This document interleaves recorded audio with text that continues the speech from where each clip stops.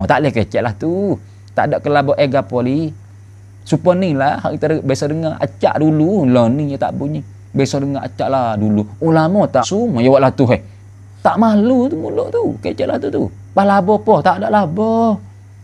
Ulama tak masuk tak kecek, tak ada labo. Siapa-siapa tahu ulama tak masuk. Tak ada kena demo hidup wawa dengan masyarakat kali. Ni dengar acak ni. Cuba buka lah YouTube tengok. Ada acak banyak benar lah. Yang kecek wawa boleh benar balah tu ulama tak maksum mekelabi. Ya kecek lah tu tujuan ngangon apa dah orang mengaji. Tujuan itu dia ya. Ya fah ada doktor ada tengok ulama tak maksum tu Quran dia. Ada kecek lah tu nak buat apa tu dia. Ya. Orang panggil ayat pelari nak tarik uri. Nak tarik uri bodoh-bodoh. Itu ya. Kerja dia. Hak nyanyi kita nampak gambar ni tengok. Oh dahsyatnya tipu daya dahsyat. Jahat. Orang jahat alai agama. Dia tak kecek lah tu. Demo kecek ulama tak maksum. Pada demo maksum benar. Apa lagi tu? Ya bak lain. Yang dah reti ni. Habis tu kita dengar mengarap. Kalau mai ulama tak maksum lah tu. Sahabat tak maksum Nabi seorang. Tabi'in tak maksum jangan ikut tabi'in. Sahabat tak maksum jangan ikut sahabat. Tabi'in tak maksum jangan ikut.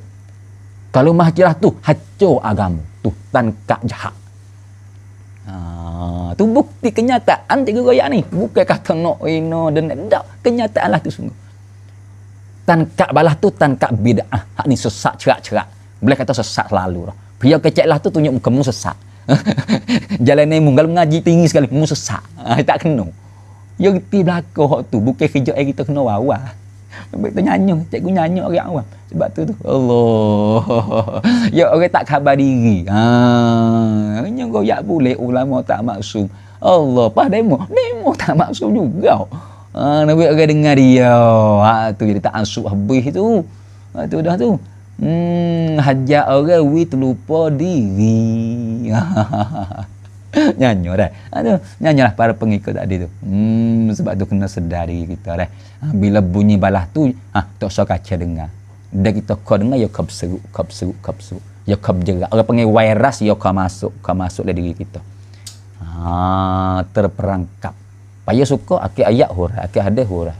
Padahal, hakikat kita orang tak erti. Makna kata kita turut Quran, kita turut hadis. Tak turut orang tu. Ya. Dah tu, nak kita dah ya. Ya balas tu. Ya akik tu tak lain tak bukan nak memperangkapkan manusia yang jahil. Allah. Orang perangkap nak dakwah Al-Quran, Al-Hadis, kena ulama perangkap mujtahid mutlak. Kalau balas tu cikgu tu. Dah, nak dak Imam Syafi'i. Baru kita turut dah nak dakwah Quran. Ni dak ada cara perang sebagai tu yo. Maju sikit pandang cara sikit yo. Yo boleh royak. Dah, kita turut Quran dah. Ya balas tu. Nyanyo orang tak reti nyanyo. Sebab tu jauh-jauh lah.